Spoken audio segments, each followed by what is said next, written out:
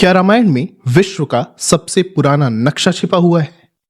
कहते हैं कि 15वीं सदी में वास्को डी गामा ने भारत की खोज की, अर्थात समुद्र के रास्ते यूरोप से भारत तक पहुंचने का रास्ता खोजा। ऐसे ही एक खोजी अभियान के अंतर्गत अमेरिका की भी खोज हुई। कोलंबस भी भारत की खोज पर ही निकला था। यूरोप को 15वीं सदी तक अमेरिका और 17वीं सदी तक ऑस्ट्रेलिया के बारे में जानकारी नहीं थी और 19वीं सदी तक तो अंटार्कटिका के बारे में भी जानकारी नहीं थी। लेकिन ऐसे में हम देखते हैं कि विश्व के सबसे पुराने ज्ञात नक्शे, जिसको पीरी रईस का नक्शा कहा जाता है, उसमें अंटार्कटिका द्वीप दर्शाया गया है। यूरोपियन विद्वानों का मत था कि यह द्वीप शायद पीरी रईस की कोरी कल्पना मात्र थी, जबकि पीरी रईस ये क्लेम करते हैं कि उन्होंने अपना नक्शा भारत के और अरब के बहुत सारे नक्शों को कंबाइंड करके बनाया था। ऐसे में हमें यह भी ज्ञात होता है कि रामायण के किष्किंधा कांड में सुग्रीव ने पूरे विश्व का एक वर्णन दिया है। ये कहां तक सच है कि प्राचीन भारतीयों को पूरे विश्व के भूगोल के बारे में जानकारी थी, और अगर थी तो ये जानकारी किस हद तक सही थी? आइए देखते हैं। दोस्तों, रामायण की कहानी के बारे में तो जानकारी आप सभी को होगी ही। दरअसल सीता जी का अपहरण रावण ने कर लिया था और श्री राम ने बाली से तारा को छुड़ाने में सुग्रीव की मदद की। इसके बाद सुग्रीव की सहायता से श्री राम ने रावण का पता लगाया। इस दौरान जब वानर सेना को सुग्रीव सीता जी की खोज के लिए भेज रहे थे, तो उन्होंने वानर सेना को हर दिशा के बारे में पूरी जानकारी दी थी। इसी में सुग्रीव ये बताते हैं कि अगर पूरब की तरफ वानर सेना जाएगी तो उसे कौन कौन से क्षेत्र मिलेंगे, कैसे लोग मिलेंगे, कैसे इलाके मिलेंगे। ऐसे ही उन्होंने दक्षिण, पश्चिम और उत्तर के बारे में भी जानकारी दी है। आइए देखते हैं सुग्रीव पूरी दुनिया के बारे में क्या बताते हैं। पूर्व दिशा का नक्शा।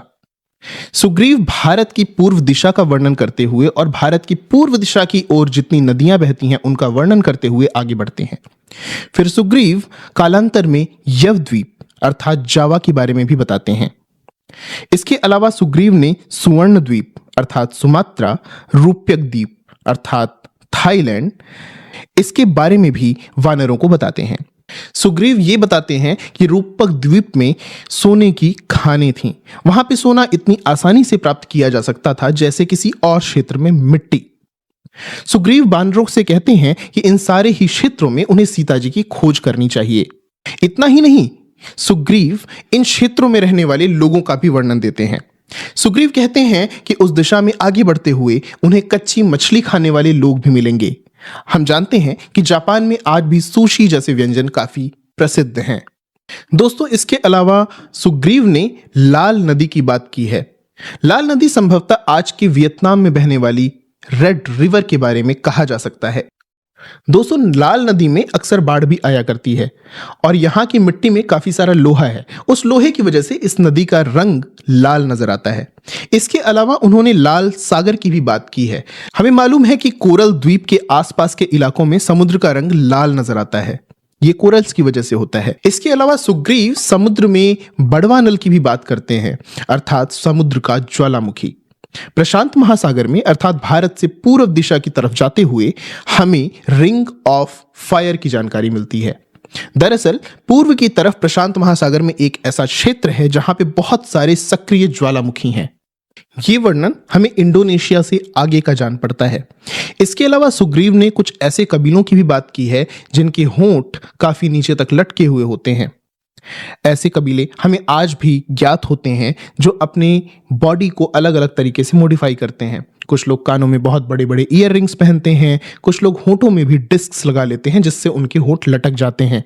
रिसर्चर नीलेश ओक का दावा है कि सुग्रीव ने पूर्व दिशा में दक्षिणी अमेरिका तक के क्षेत्रों का वर्णन किया हुआ है। कैंडल ब्रा ऑफ एंडीज के बारे में भी सुग्रीव बात करते हैं। वो कहते हैं कि एक बहुत बड़े पर्वत पर एक बहुत बड़ी ध्वजा जैसी आकृति बनी हुई है। इसमें 3 शाखाएं हैं और इसे खुद इंद्रदेव ने पूर्व दिशा के अंत के निर्धारण के लिए बनाया था, जो कुछ ऐसा दिखता है। अब आइए देखते हैं कि दक्षिण दिशा की तरफ सुग्रीव किन क्षेत्रों का वर्णन करते हैं।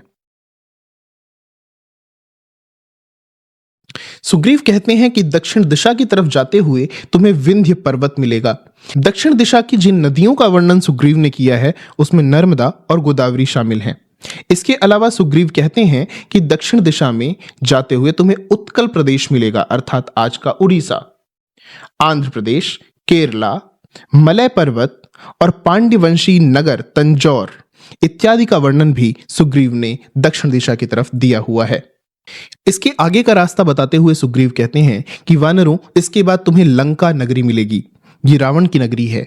लंका से आगे चलने पर तुम्हें समुद्र में विशाल पर्वत मिलेगा और उसके आगे भोगवती नगरी मिलेगी।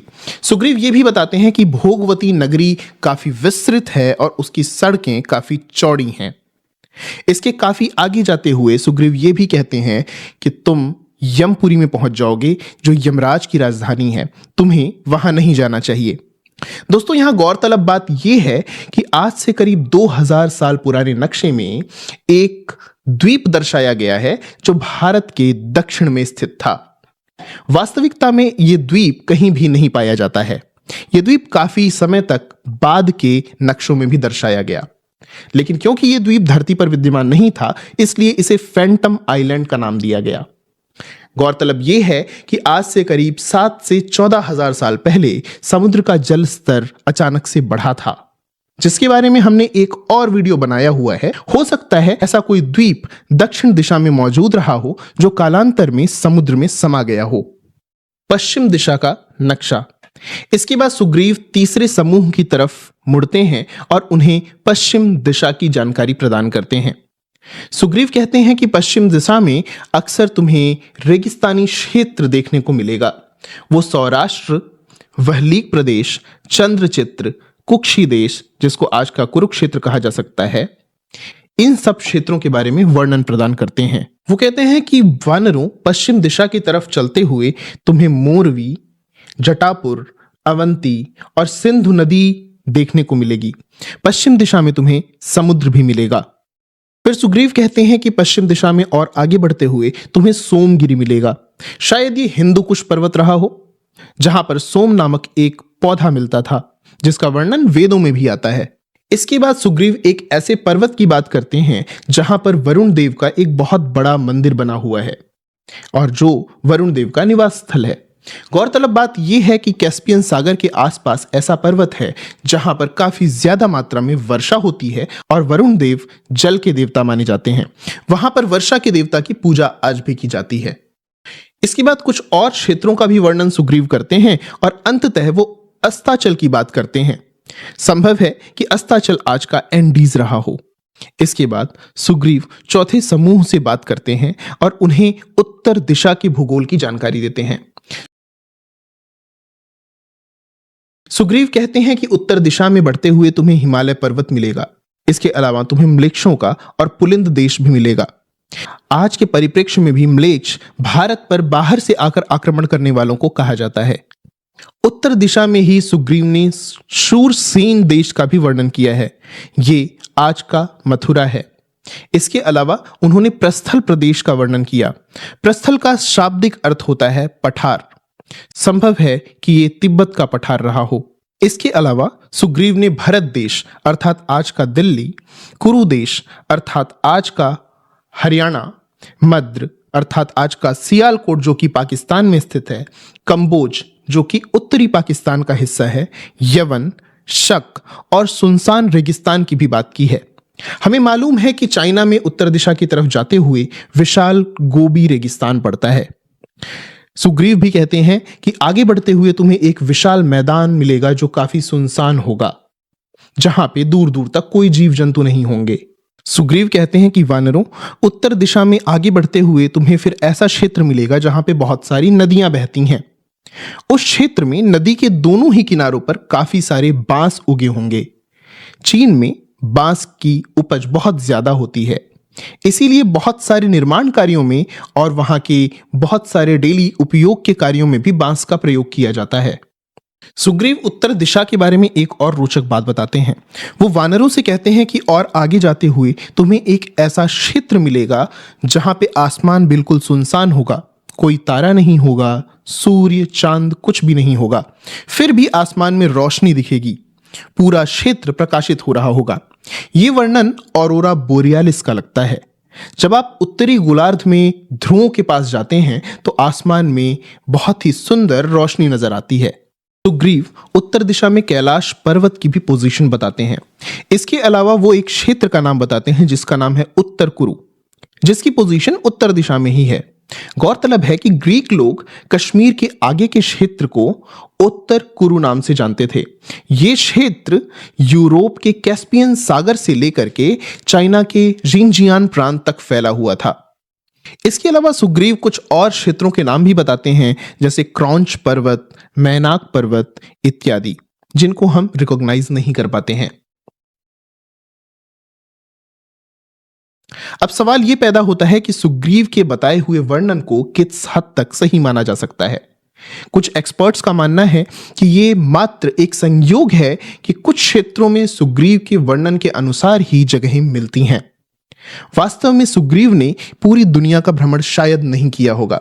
यही सवाल श्री राम ने रामायण में सुग्रीव से भी पूछा हुआ है कि तुम्हें पूरी दुनिया के भूगोल की इतनी जानकारी कैसे है। सुग्रीव कहते हैं कि जब मेरा भाई बाली मुझे जगह जगह ढूंढ रहा था तो मैं उससे बचता हुआ हर जगह की यात्रा कर रहा था। इसी दौरान मैंने पूरी दुनिया घूम ली थी। आपको क्या लगता है, क्या सुग्रीव को वास्तव में पूरी दुनिया की जानकारी थी या ये सिर्फ एक कवि की कल्पना मात्र है? मैं इस सवाल के साथ आपको छोड़े जाता हूं। आप हमें कमेंट में इसका आंसर जरूर दें। फिर मैं मिलूंगा आपसे अगले वीडियो में। तब तक के लिए नमस्कार।